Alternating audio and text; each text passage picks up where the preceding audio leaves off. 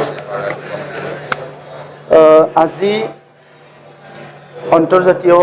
আন্তঃৰাষ্ট্ৰীয় যেটো শান্তি দিৱস এটো প্ৰথমবাৰৰ কাৰণে আমি বিটিআৰ চৰকাৰে আমাৰ যেটো হ্যাপিনেস মিশন আছে এই মিশনৰ দ্বাৰা ইয়াতে আয়োজন কৰিছো আৰু প্ৰথম আয়োজন কৰাত আমাৰ ডাঙৰ সফলতাটো হৈছে কি ইয়াত আমাৰ মহামহিম অসমৰ ৰাজ্যপাল ডাঙৰীয়া মুখ্য অতিথি হিচাপে উপস্থিত থাকিব উত্তৰ পূৰ্বাঞ্চলৰ এজন সন্তান কিন্তু সমগ্ৰ ভাৰতৰ আৰু বিশ্বৰ কাৰণে শান্তিৰ এজন ৰাষ্ট্ৰদূত শান্তিৰ এজন দূত হিচাপে কাম কৰা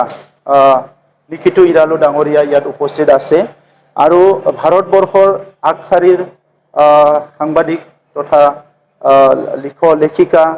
আৰু বিভিন্ন সময়ত আমাৰ ভাৰতৰ টেলিভিছন চেনেলত বা বিভিন্ন ফৰামত তেখেতে ক্ৰিটিক হিচাপে পেনেলিষ্ট হিচাপে অংশগ্ৰহণ কৰি অহা ভাল এজন ব্যক্তি নিৰ্জা চৌধুৰী ডাঙৰীয়ান ইয়াত উপস্থিত আছে আৰু উত্তৰ পূৰ্বাঞ্চলৰ অন্যতম এজন বুদ্ধিজীৱী সাংবাদিক ৱাজবিৰ হুছেইন ডাঙৰীয়া উপস্থিত আছে আৰু বহুখিনি অতিথিৰ উপস্থিতিত আজি আমি ইয়াত ইন্টাৰনেশ্যনেল ডে অফ পিচ আমি অবজাৰ্ভ কৰি আছো আৰু মেছেজটো এটোৱে যে বড়োলেণ্ডত আমি শান্তি চিৰযুগমীয়া হোৱাটো বিচাৰো বড়োলেণ্ডত পুনৰাই আমি কোনো কাৰণত অশান্তি নিবিচাৰো আৰু আজিৰ সময়ত পৃথিৱীত আমি বিভিন্ন কাম কৰাৰ লগতে অত্যন্ত প্ৰয়োজন কাম এটা হৈছে যে শান্তিটো কেনেকৈ আমি সদায় আমাৰ সমাজত প্ৰচলন কৰিব পাৰো বা ৰাখিব পাৰো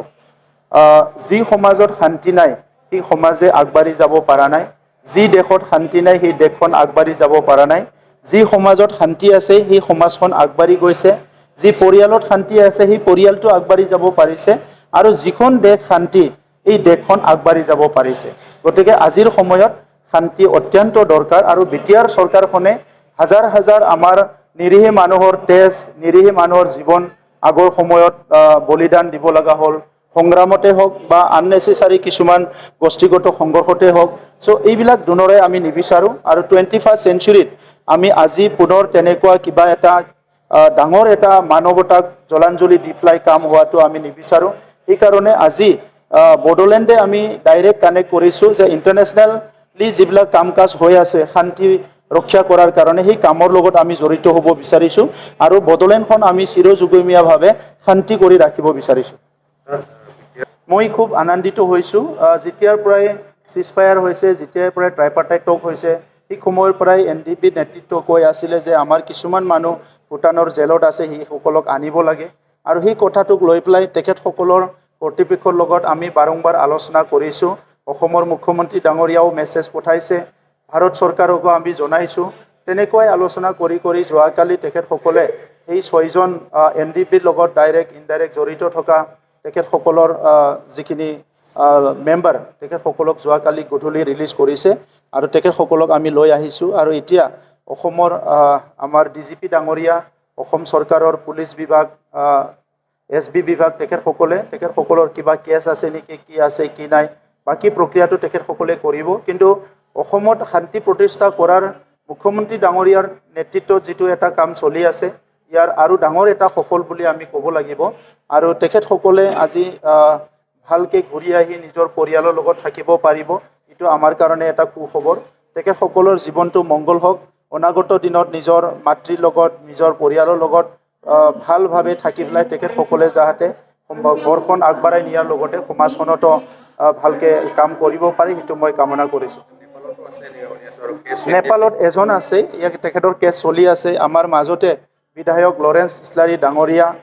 আমাৰ এমচিএলএ মাধৱ সেট্টি ডাঙৰীয়া নেপালত গৈ পেলাই লগ কৰি আহিছে তেখেতৰ কেছ চলি আছে আৰু নৰ্মেল যেটো প্ৰক্ৰিয়া চলি আছে এই প্ৰক্ৰিয়াৰ দ্বাৰাই কম দিনৰ ভিতৰত তেখেতে ৰিলিজ হ'ব বুলি আমি গম পাইছো ৰিসেন্টলি আমি আলোচনা কৰা ভাৰত চৰকাৰ বিটিআৰ চৰকাৰ অসম চৰকাৰৰ লগত যেতিয়া ৰিভিউ এই সময়ত যিমান এনআইএ চিবিআই কেছ এইটো শেষ হ'ব লাগে ইয়াৰ বিষয়ে আলোচনা কৰা আমি দেশখন চলাবলৈ আমাৰ কিছুমান পিলাৰ আছে য'ত জুডিচিয়াৰীটো এটা ডাঙৰ পিলাৰ এক্সিকিউটিভটো এটা ডাঙৰ পিলাৰ সো এক্সিকিউটিভ ডিচিশনবিলাক কেতিয়াবা মানে জুডিচিয়াৰী এইটো